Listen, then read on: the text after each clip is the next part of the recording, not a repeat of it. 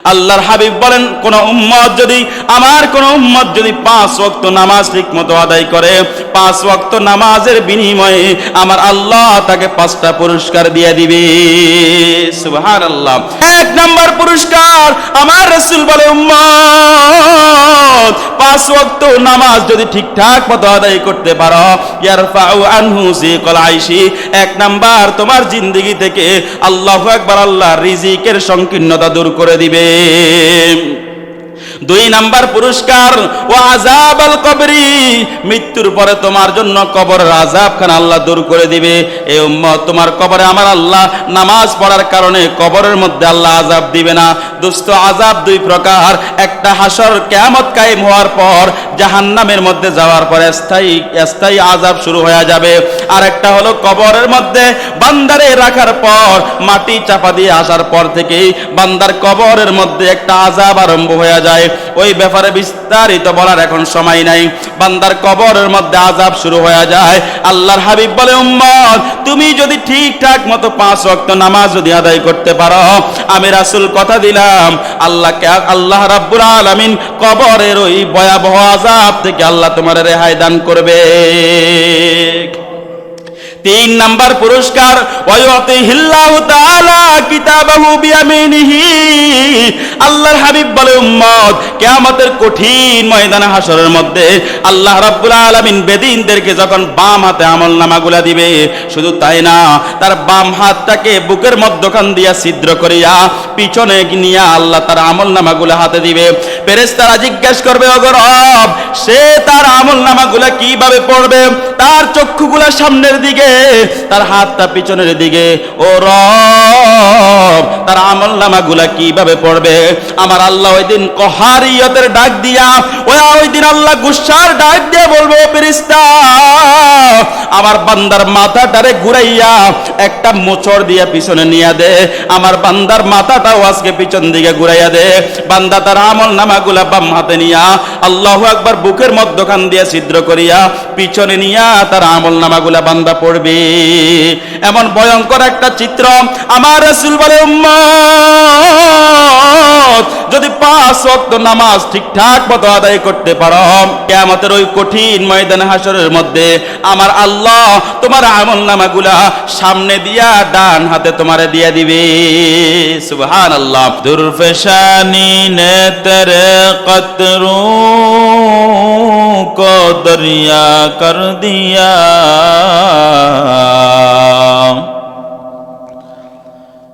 दुर्फशानी ने तेरे कतरों को दरिया कर दिया,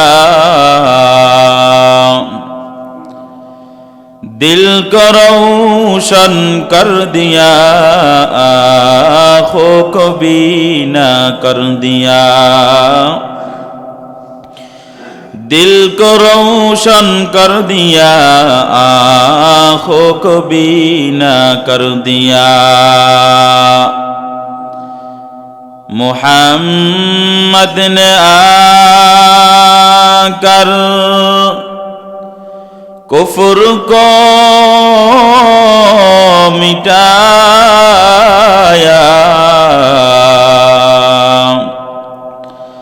कुफ्र को मिटा कर सदाकत बताया,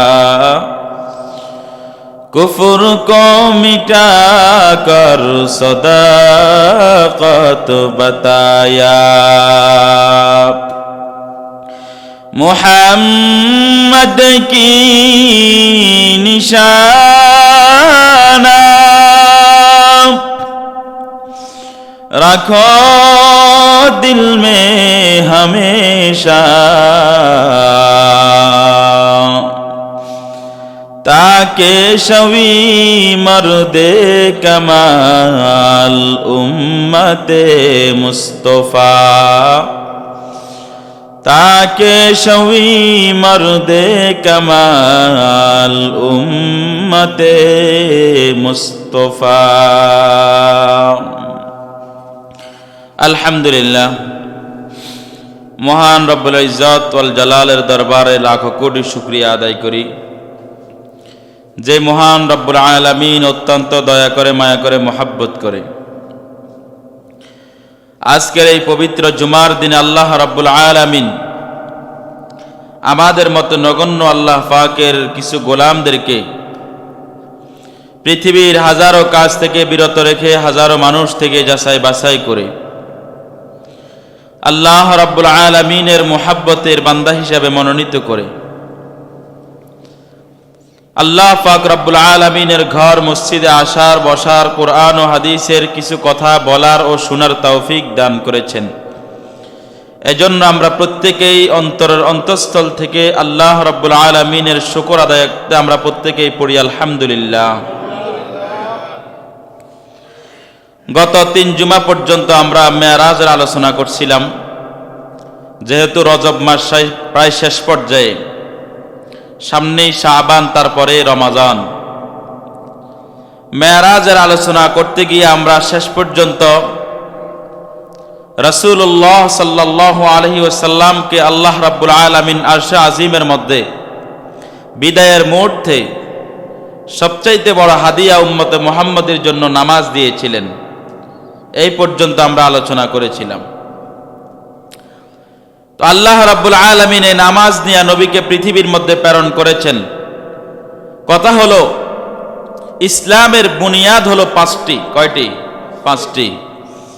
قال رسول الله صلى الله عليه وآله وسلم بني الإسلام على 5 شهادة أن لا إله إلا الله وأن محمدا عبده ورسوله وإقام الصلاة وإيتاء الزكاة والحج وصوم رمضان أو كما قال النبي عليه الصلاة والسلام।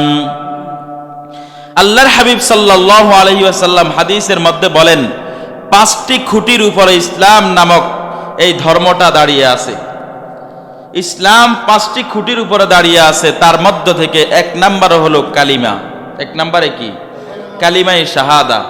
যেই কালিমায়ে শাহাদাত পাঠের মাধ্যমে, কালিমায়ে শাহাদাত পাঠ করে আল্লাহর উপর ঈমান আনয়নের মাধ্যমে আমরা মুসলমান হয়েছি, মুমিন হয়েছি। এটা হলো ঈমান, ইতিকাদের সাথে সম্পর্ক।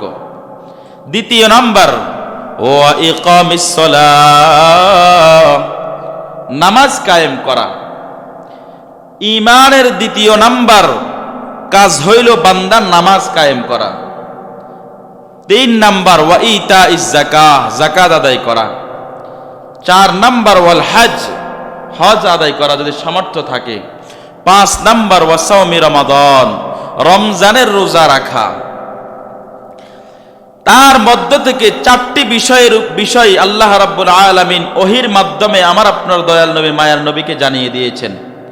বাকি একটি বিধান, নামাজ, এই বিধানটি আল্লাহ জিবরাইল আমিনের মাধ্যমে ওহী প্রেরণ করে আল্লাহর নবীকে দেন নাই, বরং সরাসরি আল্লাহর নবীকে আরশে আজিমে ডেকে নিয়ে উপস্থিত আল্লাহর সামনে পেশ টু পেশ বসায়া আল্লাহর হাবিবকে হাদিয়াটুকু আল্লাহ হাতে উঠাইয়া দিয়েছেন। সুবহানাল্লাহ। এর দ্বারা নামাজের গুরুত্ব অন্যান্য বিধানের উপর বাড়লো না কমলো? আল্লাহ রাব্বুল আলামিন এটা বুঝাইয়ে দিতেছেন যে নামাজ তোমাদের জীবনে অনিবার্য একটা কর্তব্য, তোমরা এটা করতেই হবে।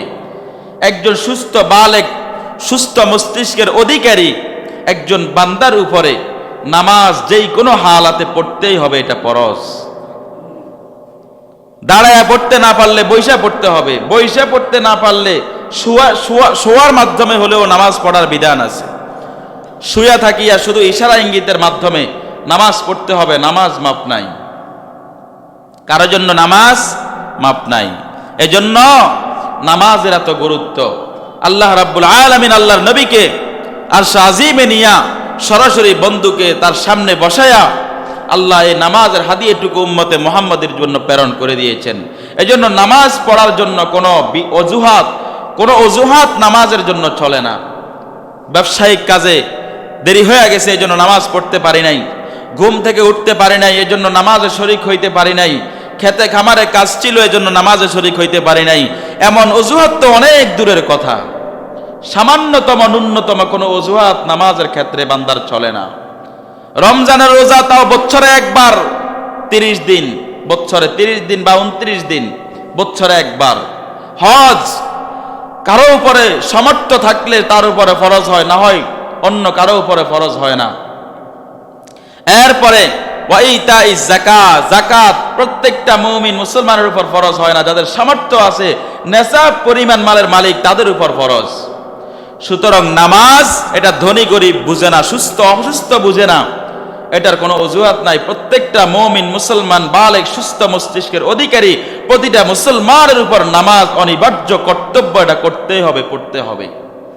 কারণ কিয়ামতের ময়দানে আল্লাহ রাব্বুল আলামিন হাজার হাজার আমলের মধ্যে বান্দা নামাজ রাখছে, নামাজ পড়ছে, রোজা রাখছে, হজ করছে, যাকাত দিছে, দান সদকা করছে, মাদ্রাসা করছে, মসজিদ করছে, নফল ইবাদত করছে, হাজার হাজার ইবাদতের মধ্যে বান্দার কাছে আল্লাহর হাবিব বলেন ক্বালা রাসূলুল্লাহ সাল্লাল্লাহু আলাইহি ওয়া আলিহি ওয়া সাল্লাম ইন্না আউওয়ালা মা ইউহাসাবু বিহিল আবদু ইয়াউমাল কিয়ামাতিস সালাহ ফাইন সালুহাত ফাকাদ আফলাহা ওয়া আনজাহা ওয়া ইন ফাসাদাত ফাকাদ খাবা ওয়া খাসিরা। আল্লাহর হাবিব মুহাম্মদ আরবি সাল্লাল্লাহু আলাইহি ওয়াসাল্লাম বলে, উম্মত তোমার হাজার হাজার আমলের মধ্যে কিয়ামতের ময়দানে আল্লাহ রাব্বুল আলামিন হাজার হাজার আমলের মধ্যে শুধুমাত্র বান্দার যে নামাজ নামক ইবাদত, আল্লাহর হাবিব বলে, উম্মত রে কিয়ামতের ময়দানে সর্বপ্রথম তোমার থেকে আল্লাহ নামাজের হিসাবখানা নিয়ে নিবে। এভাবে ফেরেশতারা, বিচারক ফেরেশতারা দাঁড়ায় যাবে, পথে পথে গাঁটি বসায়া দাঁড়ায় যাবে। একদল ফেরেশতা দাঁড়ায় যাবে নামাজের হিসাব নেওয়ার জন্য, একদল ফেরেশতা দাঁড়ায় যাবে রোজার হিসাব নেওয়ার জন্য, একদল ফেরেশতা দাঁড়ায় যাবে যাকাতের হিসাব নেওয়ার জন্য, একদল ফেরেশতা দাঁড়ায় যাবে হজের হিসাব নেওয়ার জন্য। আল্লাহর হাবিব বলে সর্বপ্রথম গাঁটি হবে নামাজ। ইন্না আউওয়ালা মা ইউহাসাবু বিহিল আবদু ইয়াউমাল কিয়ামাতিস সালাম। রাসূল বলে, উম্মত তোমার প্রথম গাঁটি হবে নামাজের গাঁটি। হে উম্মত, নামাজের হিসাব নেওয়ালা ফেরেশতাদের গাঁটি থেকে যদি তুমি বেঁচে যাইতে পারো, ফাইন সালুহাত ফাকাদ আফলাহা ওয়া আনজাহা। রাসূল বলে, তুমি যদি নামাজের হিসাব দিয়া প্রথম গাঁটি থেকে যদি তুমি মুক্তি পেয়ে যাও, রেহাই পেয়ে যাও, আমার আপনার দয়াল নবী, মায়ার নবী, বিশ্ব নবী বলে, উম্মত তাহলে তুমি সফল কাম হয়ে গেলা, তুমি মুক্তি পেয়ে গেলা। বাকি গাঁটিগুলো আল্লাহ তোমার জন্য সহজ করে দেবে। নামাজের গাঁটি যদি তোমার পরিপূর্ণ থাকে, নামাজের পাল্লা যদি ভারী থাকে, বাকি সবগুলা গাঁটি ফেরেশতারা শুধু দেখবে নামাজের হিসাব ঠিক আছে কিনা, বাকিগুলা আল্লাহর কাছে মাপ চেয়ে নিয়ে আপনাদেরকে আল্লাহ রাব্বুল আলামিন সেখান থেকে সেই গাঁটিগুলাকে হালকা করে আল্লাহ সহজে হিসাব নিয়ে আমাদেরকে পার করে দিবেন। সুবহানাল্লাহ। আল্লাহর হাবিব বলেন, ওয়া ইন ফাসাদাত ফাকাদ খাবা ওয়া খাসিরা। আর সাবধান, তোমার নামাজের হিসাবের গাঁটিটা যদি তোমার দুর্বল হয়ে যায়, নামাজের হিসাবের গাঁটিটা যদি দুর্বল হইয়া নামাজের পাল্লাটা যদি নিচে নেমে যায়, অন্যান্য আমল যত বেশি থাকুক না কেন, আল্লাহর হাবিব বলেন ফাকাদ খাবা ওয়া খাসিরা, তোমার জন্য সামনের গাঁটিগুলো অনেক ভয়ঙ্কর হবে, কঠিন হবে। কিয়ামতের কঠিন ময়দানে তুমি কঠিনতম অবস্থায় পড়বা, ক্ষতিগ্রস্ত অবস্থায় কিয়ামতের ময়দানে তুমি পড়ে যাইবা। এজন্য আল্লাহর হাবিব বলে, উম্মত খবরদার খবরদার, নামাজ ছাড়া যাবে না, নামাজ ছাড়া যাবে না। অন্য হাদিসের মধ্যে আল্লাহর হাবিব বলেন, ক্বালা রাসূলুল্লাহ সাল্লাল্লাহু আলাইহি ওয়া আলিহি ওয়া সাল্লাম, আস-সালাতু ইমাদুদ্দিন, মান আকামাহা ফাকাদ আকামাদ-দ্বীন ওয়া মান হাদামাহা ফাকাদ হাদামাদ-দ্বীন। আও কামা ক্বালা an-নবী আলাইহিস সালাতু ওয়াস সালাম। অন্য হাদিসের মধ্যে আমার আপনার দয়াল নবী, মায়ার নবী, বিশ্ব নবী, মানবতার কান্ডারি, রহমতের নবী ডাক দিয়া বলে, ও আমার কিয়ামত পর্যন্ত আনদেখা জগতের আমার অটল বিশ্বাসী উম্মতেরা, আমাকে তোমরা যারা না দেখিয়া বিশ্বাস করেছো ভালো করে খেয়াল করে রাখিও। আমি রাসূলের হাদিসের মধ্যে ঘোষণা দিয়ে দিলাম, আস-সালাতু ইমাদুদ্দিন। আল্লাহর হাবিব বলে, দ্বীনের খুঁটি হলো একমাত্র নামাজ। এ দোস্ত, একটা ঘরের চারপাশে চারটা খুঁটি থাকে, একটা ঘরের চারপাশে চারটা খুঁটি থাকে, মধ্যখানে একটা খুঁটি থাকে। চার পাশের খুঁটির চাইতে মধ্যখানের খুঁটিটা বড় মজবুত করে মোটা করে দেয়, কারণ মধ্যখানের খুঁটি যদি দুর্বল হয় তাহলে ঘরটা আস্তে আস্তে ভাঙ্গা আরম্ভ হবে, দুর্বল হয়ে যাবে। এজন্য মধ্যখানের খুঁটিটা বড় শক্ত করে দেওয়া হয়। মধ্যখানের খুঁটি যদি দুর্বল হয়, এই ঘরটা আস্তে আস্তে দুর্বল হইয়া ভেঙ্গে ভেঙ্গে নিচের দিকে পড়া আরম্ভ করে দিবে। আল্লাহর হাবিব বলেন, আসসালাতু ইমাদুদ্দিন, নামাজ হলো তোমার দ্বীনের খুঁটি। হে উম্মত, মান আকামাহা ফাকাদ আকামাদ্দীন। যদি নামাজের ঘাটিটা তোমার ভালো থাকে, নামাজের ঘাটিটা যদি নামাজের খুঁটিটা তুমি ঠিক রাখতে পারো, যদি নামাজটাকে ভালো করে কায়েম করতে পারো, নামাজটাকে সুন্দরভাবে যদি আদায় করতে পারো, নামাজের বিধানটাকে যদি পালন করতে পারো, আল্লাহর হাবিব বলেন তোমার দ্বীনের খুঁটি মজবুত থাকবে। আর যদি ওয়ামান হাদামাহা ফাকাদ হাদামাদ্দিন, আর তোমার নামাজের গাটিটা যদি দুর্বল হয়ে যায়, নামাজের গাটিটা যদি নরমাল হয়ে যায়, নামাজের গাটিটা যদি হালকা হয়ে যায়, নামাজের খুঁটিটা যদি দুর্বল হইয়া যায়, রাসূল বলে তোমার দ্বীনের খুঁটিটা দুর্বল হয়ে গেল। কারণ আল্লাহর হাবিব সাল্লাল্লাহু আলাইহি ওয়াসাল্লাম হাদিসের মধ্যে বলেন, ক্বালা রাসূলুল্লাহ সাল্লাল্লাহু আলাইহি ওয়া আলিহি ওয়াসাল্লাম, বাইনার রাজুলি ওয়াল কুফরি, বাইনার রাজুলি ওয়া বাইনাল কুফরি as-সালাহ। রাসূল বলেন মুমিন এবং একজন ব্যক্তির মধ্যখানে, মুমিন এবং মুনাফিকের মধ্যখানে, মুমিন এবং কুফরের মধ্যখানে একমাত্র প্রমাণ হলো নামাজ। যেই বান্দার কাছে নামাজ নাই, এই বান্দা কুফরি করার নামান্তর। বান্দার নামাজ আদায় করলে বোঝা যাবে বান্দা একজন পাক্কা মুসলমান, বান্দা একজন পাক্কা মুমিন। আর যদি বান্দা নামাজ থেকে দূরে সরে যায়, বান্দা যদি সাপ্তাহিক এক ওয়াক্ত জামাত জুমার নামাজ ছাড়া আর 7 দিন বান্দা নামাজের সাথে শরীক, বান্দার কোনো সম্পর্ক না থাকে, তাহলে আল্লাহর হাবিব বলেন আস্তে আস্তে ওই বান্দা কুফুরের দিকে ধাবিত হয়ে যাবে। এই বান্দার কাছে কুফরি গুনাহ হালকা লাগবে, এই বান্দার কাছে শিরিকের গুনাহ হালকা লাগবে, এই বান্দার কাছে কবিরা গুনাহগুলো হালকা লাগবে, এই বান্দার কাছে গুনাহগুলো আর গুনাহ মনে হবে না, কারণ তার ভিতর থেকে নামাজের মতো বড় একটা খুঁটি তার ভিতর থেকে ছুটে গেছে। এজন্য আল্লাহর হাবিব বলে, উম্মত খবরদার খবরদার, নামাজের খুঁটিটা দুর্বল করিও না, নামাজের খুঁটিটাকে মজবুত করে ধরো, নামাজের খুঁটিটাকে কখনো দুর্বল হইতে দিও না। নামাজের খুঁটি যদি তোমার দুর্বল হয়ে যায়, তাহলে তোমার ইবাদতের সব কিছু দুর্বল হয়ে যাবে। আল্লাহর হাবিব সাল্লাল্লাহু আলাইহি ওয়াসাল্লাম হাদিসের মধ্যে বলেন, ওয়া আন নবী হুরায়রা রাদিয়াল্লাহু তাআলা আনহু সামি'তু রাসূলুল্লাহি সাল্লাল্লাহু আলাইহি ওয়াসাল্লাম ইয়াকুল, আরাআইতুম লাউ আন্না নাহরান বিবাবি আহাদিকুম। আল্লাহর হাবিব সাল্লাল্লাহু আলাইহি ওয়াসাল্লাম বলেন, হযরতে আবু হুরায়রা আল্লাহর নবীর একজন জলিলুল কদর সাহাবী, এই সাহাবী বর্ণনা করে, এই সাহাবী বর্ণনা করে, আমি রাসূলুল্লাহ সাল্লাল্লাহু আলাইহি ওয়াসাল্লামকে সাহাবায়ে কেরামের মজলিসে বলতে শুনেছি।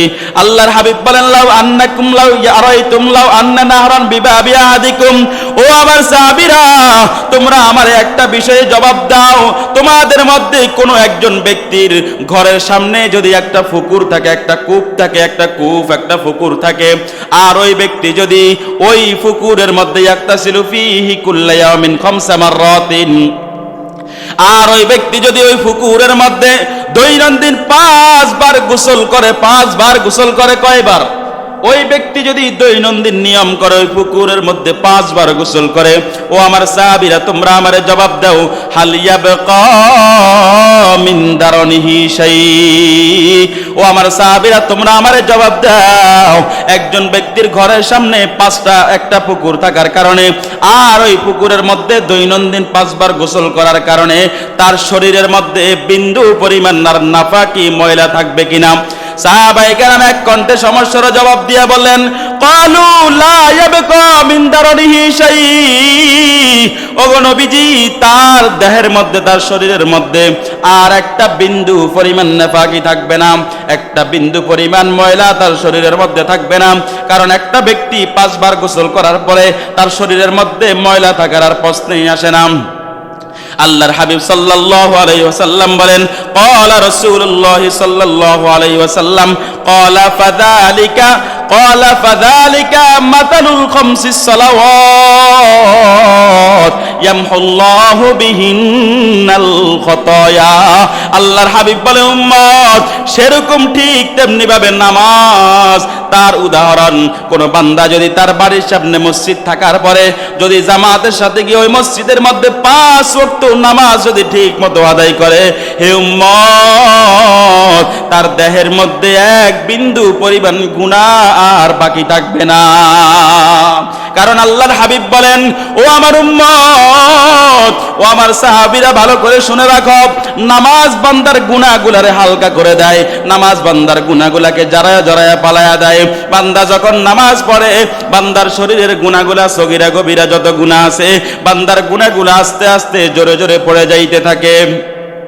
বান্দা যখন নামাজের সাথে যুক্ত হয়ে যায়, বান্দা যখন 5 ওয়াক্ত মুয়াজ্জিনের ডাকে সাড়া দিয়ে বান্দা যখন মসজিদে যায়, ও আমার সাহাবীরা, ওই বান্দার, ওই উম্মতের শরীর থেকে গুনাহের ময়লাগুলা আস্তে আস্তে জোরে জোরে পড়ে যায়। কেমন পড়ে জানোনি? আল্লাহর হাবিব সাল্লাল্লাহু আলাইহি ওয়াসাল্লাম বলেন, ওয়া আন আবি যাররিন রাদিয়াল্লাহু তাআলা আনহু আন্না রাসূলুল্লাহ সাল্লাল্লাহু আলাইহি ওয়াসাল্লাম খরাজা ফিশ শিতা'i ওয়াল ওয়ারকু ইয়াতাহাফাত। হযরত আবু যর গিফারি, আল্লাহর নবীর একজন সুপ্রসিদ্ধ, একজন জলিলুল কদর সাহাবী, এই সাহাবী বর্ণনা করে, ও পৃথিবীর মানুষেরা, আমি একদিন আমার নবীর সাথে সকালবেলা ভোরে ভোরে আমি হাঁটতে বের হয়েছিলাম। আন্না রাসূলুল্লাহ সাল্লাল্লাহু আলাইহি ওয়াসাল্লাম খরাজা ফিশ শিতা'i ওয়াল ওয়ারকু ইয়াতাহাফাতু। আমি একদিন আমার রাসূলের সাথে সকালবেলা আমি হাঁটতে বের হয়েছিলাম। হঠাৎ করে দেখি একটা গাছ থেকে পাতাগুলা ঝরে ঝরে পড়তেছে। এ দোস্ত, এমন একটা মৌসুম আসে যে মৌসুমে গাছের পাতাগুলা ঝরে যায়, আর একটা একটা পাতা, জঙ্গলের পাতাগুলা পড়তে থাকে, বাগানের মধ্যে ঝরে ঝরে পড়তে থাকে। ফাআখাযা বিশাজারাতিন, আল্লাহর হাবিব সাল্লাল্লাহু আলাইহি ওয়াসাল্লাম ওই পাতা জন্যওয়ালা গাছের ঢালটা ধরে আরো জোরে নাড়া দিলেন। ক্বালা ফাজআলা যালিকাল ওয়ারকু ইয়াতাহাফাতু। হযরতে আবু যর গিফারি রাদিয়াল্লাহু তাআলা আনহু বলেন, আল্লাহর নবী যখন ওই গাছটা ধরে জোরে একটা নাড়া দিলেন, ওই গাছের থেকে পাতাগুলো আরো জোরে জোরে ঝরে পড়তে লাগলো। আল্লাহর হাবিব সাল্লাল্লাহু আলাইহি ওয়াসাল্লাম বলেন, ফাকালা ইয়া আবা যর কুলতু লাব্বাইকা ওয়া সাদাইকা ইয়া রাসূলুল্লাহ। আল্লাহর হাবিব বলে, ও আবু যর, আমি ডাক দিয়ে বললাম, হে আল্লাহর রাসূল, আমি আবু যর আপনার ডাকে হাজির। নবী, আপনি আমাকে কি বলবেন বলেন। আল্লাহর হাবিব বলেন, ইন্নাল মুসলিমাল আবদা লা ইউসাল্লি সালাতা ইউরিদু বিহা ওয়াজহাল্লাহি ইয়াতাহাফাতু আনহু যুনুবুহু কামা তাহাফাতু হাযাল ওয়ারকু মিন হাযিহি শাজারা। আল্লাহর হাবিব বলে, হে আবু যর, ভালো করে শুনে রাখো, আমি রাসূল এই গাছের পাতা জন্যওয়ালা গাছের ডালটা ধরে জড়া দেওয়ার পর যেইভাবে জোরে জোরে পাতাগুলা ঝরে পড়তে লাগলো, হে আবু যর, আমার কোন উম্মত যদি, কোন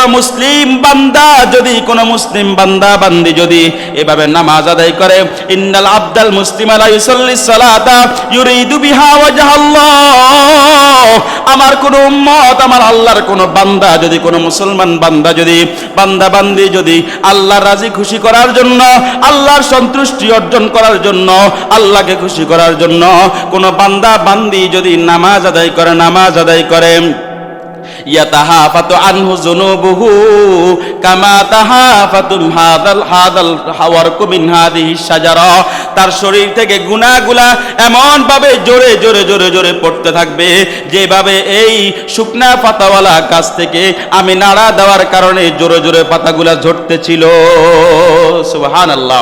রাসূল ওই গাছের ডাল ধরে একটা নাড়া দিলেন। নাড়া দেওয়ার পর যখন দেখলো গাছের পাতাগুলা জোরে জোরে পড়তেছে, রাসূল বলেন, ও আবু যর, মনে রাখিও, আমার কোন উম্মত যদি, কোন বান্দা বান্দি যদি এভাবে নামাজ পড়ে, আল্লাহ রাব্বুল আলামিন দয়া করে তার গুনাহের ময়লাগুলা, তার ভারী ভারী গুনাহগুলা আল্লাহ এই গাছের পাতাগুলার মতো জড়ায়া জড়ায়া ফেলাইয়া দেয়। সুবহানাল্লাহি ওয়া বিহামদিহি। এজন্য আল্লাহর বান্দা, নামাজের ব্যাপারে কোনো অজুহাত চলতে পারে না, নামাজের ব্যাপারে কোনো অজুহাত নাই। আল্লাহর হাবিব সাল্লাল্লাহু আলাইহি ওয়াসাল্লাম বলেন, হে উম্মত, ওয়াক্ত মতো নামাজ যদি আদায় করো, লাভ কি হবে জানোনি? আরো লাভ আছে, আরো লাভ আছে। আল্লাহর হাবিব হাদিসের মধ্যে বলেন, হে আমার উম্মতেরা, ওয়াক্ত মতো নামাজখানা যদি ঠিকঠাক মতো আদায় করতে পারো, আমার আল্লাহ তোমারে 5টা পুরস্কার দেওয়ার ওয়াদা আমার আল্লাহ দিয়ে দিয়েছেন। এ দোস্ত, আল্লাহর ওয়াদা কখনো বিফলে যায় না। আল্লাহর হাবিব বলেন, তোমারে আল্লাহ 5টা পুরস্কার দেওয়ার ওয়াদা দিয়ে দিয়েছেন। قال رسول الله صلى الله عليه وسلم من حافظ على الصلوات أكرمه الله تعالى بخمس خصال। আল্লাহর হাবিব বলেন, কোন উম্মত যদি, আমার কোন উম্মত যদি 5 ওয়াক্ত নামাজ ঠিকমতো আদায় করে, 5 ওয়াক্ত নামাজের বিনিময়ে আমার আল্লাহ তাকে 5টা পুরস্কার দিয়ে দিবে। সুবহানাল্লাহ। 1 নাম্বার পুরস্কার, ইয়ারফাউ আনহু যিকাল আবদি কাল আইশি। আল্লাহর হাবিব সাল্লাল্লাহু আলাইহি ওয়াসাল্লাম বলেন, 1 নাম্বার পুরস্কার, হে উম্মত, আমার যে বান্দা, যে উম্মত ঠিকঠাক মতো নামাজগুলো আদায় করবে, আমার যে উম্মত ঠিকঠাক মতো নামাজগুলো ওয়াক্ত মতো জামাতের সাথে আদায় করবে, 1 নাম্বার পুরস্কার, ইয়ারফাউ আনহু যিকাল আইশি, আল্লাহ তার জীবনের রিজিকের সংকীর্ণতা দূর করে দিবে। এই বান্দার জিন্দগিতে রিজিকের অভাব হবে না, কারণ তার রিজিকের ব্যবস্থা করবে আমার আল্লাহ, তার রিজিকের বন্দোবস্ত করবে আমার আল্লাহ। ওয়া মা মিন দাব্বাতিন ফিল আরদি ইল্লা আলাল্লাহি রিজকুহা। পৃথিবীর মধ্যে এমন কোন প্রাণী নাই, এমন কোন জন্তু জানোয়ার হায়াওয়ানাত নাই, এমন কোন মাখলুকাত নাই যে মাখলুকাতের রিজিকের জিম্মাদারি আমার আল্লাহ নেই নাই। সুবহানাল্লাহ। 1 নাম্বার পুরস্কার, আমার রাসূল বলে, উম্মত 5 ওয়াক্ত নামাজ যদি ঠিকঠাক মতো আদায় করতে পারো, ইয়ারফাউ আনহু যিকাল আইশি, 1 নাম্বার তোমার জিন্দেগি থেকে আল্লাহু আকবার, আল্লাহ রিজিকের সংকীর্ণতা দূর করে দিবে। 2 নাম্বার পুরস্কার, ওয়া আযাবাল কবরি, মৃত্যুর পরে তোমার জন্য কবরের আযাবখানা আল্লাহ দূর করে দিবে। এই উম্মত, তোমার কবরে আমার আল্লাহ নামাজ পড়ার কারণে কবরের মধ্যে আল্লাহ আযাব দিবে না। দোস্ত, আযাব 2 প্রকার। একটা হাসর, কিয়ামত কায়েম হওয়ার পর জাহান্নামের মধ্যে যাওয়ার পর স্থায়ী আযাব শুরু হয়ে যাবে। আর একটা হলো কবরের মধ্যে বান্দারে রাখার পর, মাটি চাপা দিয়ে আসার পর থেকেই বান্দার কবরের মধ্যে একটা আযাব আরম্ভ হয়ে যায়।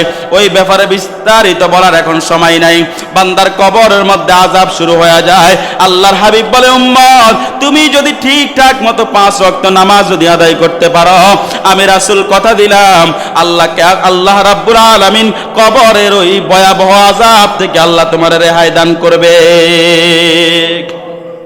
3 নাম্বার পুরস্কার, ওয়ায়ুতিহিল্লাহু তাআলা কিতাবাহু বিয়ামিনিহি। আল্লাহর হাবিব বলে, উম্মত, কিয়ামতের কঠিন ময়দানে হাসরের মধ্যে আল্লাহ রাব্বুল আলামিন বেদিনদেরকে যখন বাম হাতে আমলনামাগুলা দিবে, শুধু তাই না, তার বাম হাতটাকে বুকের মধ্যখান দিয়া ছিদ্র করিয়া পিছনে নিয়ে আল্লাহ তার আমলনামাগুলা হাতে দিবে। ফেরেশতারা জিজ্ঞাসা করবে, ওগো রব, সে তার আমলনামাগুলা কিভাবে পড়বে? তার চক্ষুগুলা সামনের দিকে, তার হাতটা পিছনের দিকে। ও রব, তার তার আমলনামাগুলা কিভাবে পড়বে?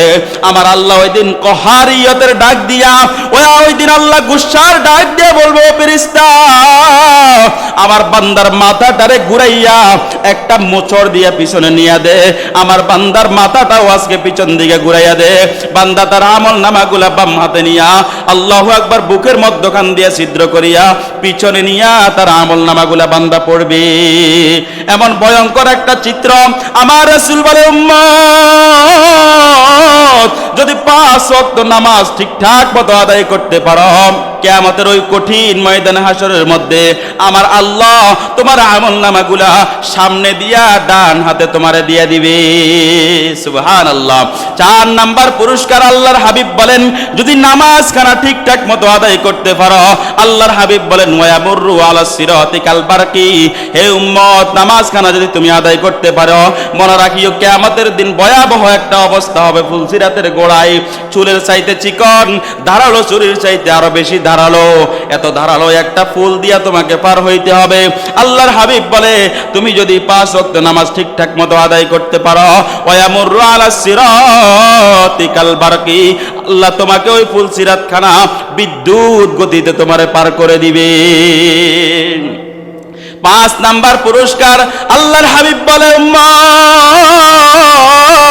দুনিয়ার মধ্যে যদি 5 ওয়াক্ত নামাজ ঠিকঠাক মতো আদায় করতে পারো, আমি রাসূল ওয়াদা দিলাম কিয়ামতের ময়দানে ওয়ায়াদখুলুল জান্নাতা বিগাইরি হিসাব। আল্লাহ কিয়ামতের ময়দানে তোমার থেকে কোনো হিসাব নিবে না, হিসাব ছাড়া আল্লাহ তোমার জান্নাতে ঢুকায়া দিবে। আল্লাহর হাবিব এক হাদিসের মধ্যে বলেন, মান হুসিবা হুকিবা। হে উম্মত, কিয়ামতের ময়দানে আল্লাহর হিসাবের কাঠগড়ায় দাঁড়ায়ও না। আল্লাহর হিসাবের কাঠগড়ায় যদি দাঁড়াও, যেই বান্দা আল্লাহর হিসাবের কাঠগড়ায় দাঁড়ায় গেল, তাকে অবশ্যই তাকে আযাবের সম্মুখীন হতে হবে, তাকে আযাবের সম্মুখীন হতে হবে। আল্লাহর হাবিব বলে, উম্মত দুনিয়ার মধ্যে যদি 5 ওয়াক্ত নামাজ ঠিকঠাক মতো আদায় করতে পারো, আমি রাসূল ওয়াদা দিলাম আল্লাহ রাব্বুল আলামিন তোমারে কিয়ামতের ময়দানে বিনা হিসাবে আল্লাহর জান্নাতে তোমার নিয়ে দিয়া দিবে। হে আল্লাহর নবীর উম্মতেরা, নামাজ নিয়ে কোনো অজুহাত নাই, নামাজ নিয়ে ব্যবসায়িক অজুহাত নাই, নামাজ নিয়ে কর্মজীবনের অজুহাত নাই, নামাজ নিয়ে কর্মক্ষেত্রের অজুহাত নাই, নামাজ নিয়ে অসুস্থতার অজুহাত নাই। সাহাবায়ে কেরামের জিন্দেগির দিকে তাকায়া দেখেন, আল্লাহর নবীর একজন সাহাবী আব্দুল্লাহ আল আনসারী রাদিয়াল্লাহু তাআলা আনহু, এই সাহাবী এত গরীব, প্রতিদিন মসজিদে নববীর মধ্যে আল্লাহু আকবার একামত যখন দিয়া দেয়, তখন মসজিদে নববীর মধ্যে দৌড়াইয়া গিয়া পিছনের কাতারে দাঁড়াইয়া যায়। আবার নামাজের সালাম ফিরাইতে দেরি, এ আল্লাহর বান্দা আল্লাহর নবীর এই সাহাবী সাথে সাথে মসজিদ থেকে বের হইতে দেরি করে না, এক দৌড় দিয়া বাসায় চলে যায়। একটা মুহূর্ত মসজিদে নববীর মধ্যে বসে না। সাহাবায়ে কেরাম আল্লাহর নবীর কাছে গিয়া নালিশ করে দিল, ইয়া রাসূলুল্লাহ, ইয়া হাবিবাল্লাহ, আপনার অমুক সাহাবী আব্দুল্লাহ আল আনসারী প্রতিদিন একামত যখন দেয় মসজিদে আসে, আবার সালাম ফিরানোর পরে একটা মুহূর্ত আর মসজিদে দেরি করে না, দৌড় দিয়ে বাড়িতে চলে যায়। কারণ কি? আল্লাহর হাবিব বলে, আবু বকর, ওমর, উসমান, রেডি হও, আমরা আব্দুল্লাহ আল আনসারীর বাড়িতে যাব। কারণ কি? জিজ্ঞেস করে আসি। আল্লাহর নবী সাহাবায়ে কেরামকে নিয়ে আব্দুল্লাহ আল আনসারীর বাড়িতে চলে গেল। 3 বার টোকা দিল, আব্দুল্লাহ আল আনসারী দরজা খুলে নাই। আল্লাহর নবী সাহাবায়ে কেরামরে বলে, ও আমার সাহাবীরা, চলো আমার মনে হয় আব্দুল্লাহ ঘরে নাই, আমরা চলে যাই, আরেকদিন আসবো। আল্লাহর নবী রওনা দিয়া দিল। 2-4টা কদম সামনে যাইতে দেরি, আব্দুল্লাহ আল আনসারী দরজাটা খুলিয়া আল্লাহর নবীরে মায়াবী কণ্ঠে ডাক দিয়া বলে, ও নবী আমার, আমি আপনার আব্দুল্লাহ আল আনসারী এখানে হাজির হয়ে গেছি। নবী গো, আমি বেয়াদবি মাপ চাই, আমি আপনি ডাক দেওয়ার পরেও দরজা খুলতে পারি নাই। আমার নবী ডাক দিয়া বলে, আব্দুল্লাহ, দরজা কেন খুলো নাই?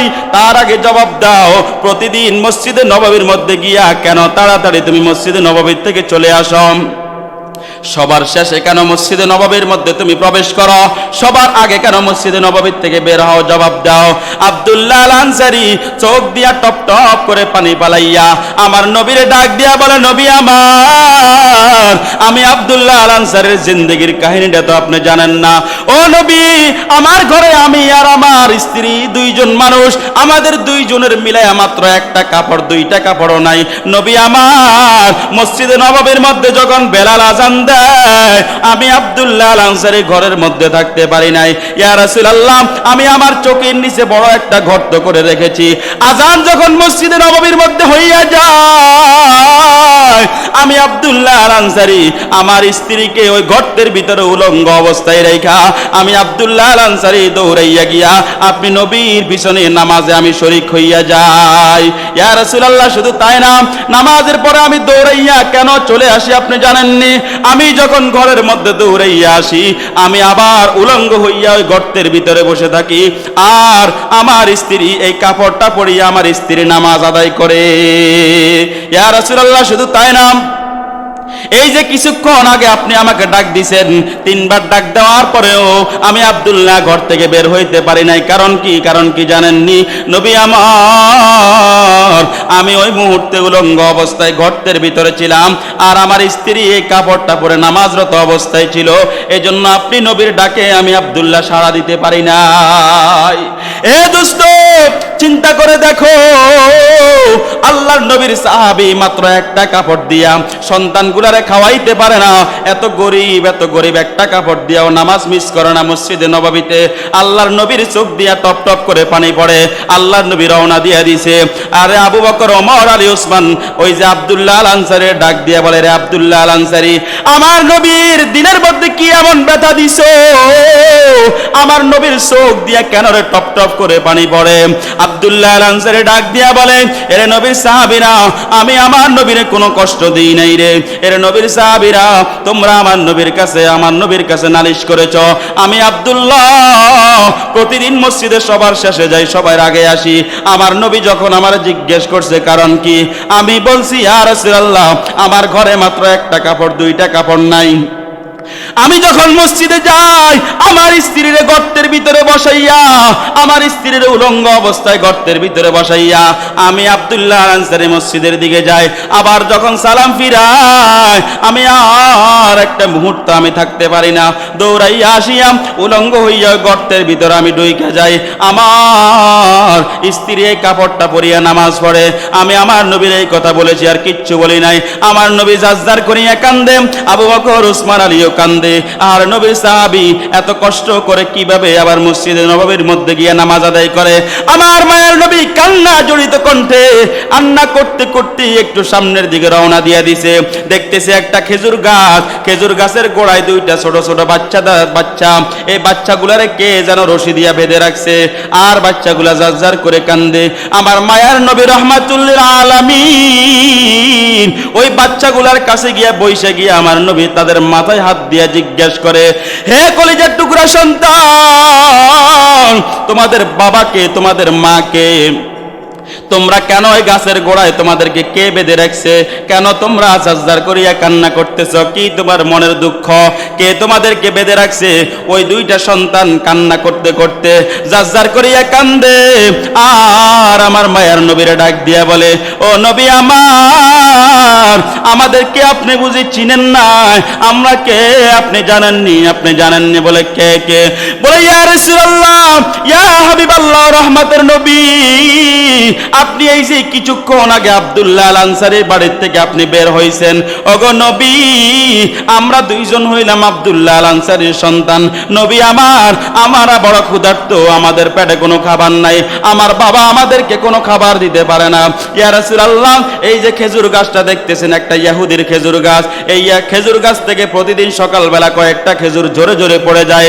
আমরা ক্ষুধার যন্ত্রণা সহ্য করতে না পেরে, ক্ষুধার তাড়না সহ্য করতে না পেরে, ইয়া রাসূলুল্লাহ, ও নবী আমার, আমরা গিয়ে ওই খেজুরগুলা কুড়াইয়া খাইয়া কোন রকমে পেটের ক্ষুধাটা মিটাই।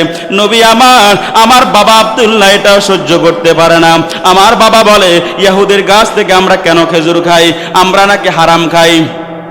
এজন্য আমাদেরকে গাছের সাথে বেঁধে রাখে, যেন খেজুর পড়ার সাথে সাথে আমরা দৌড়াইয়া গিয়া খেজুরটা যেন কুড়াইয়া খাইতে না পারি।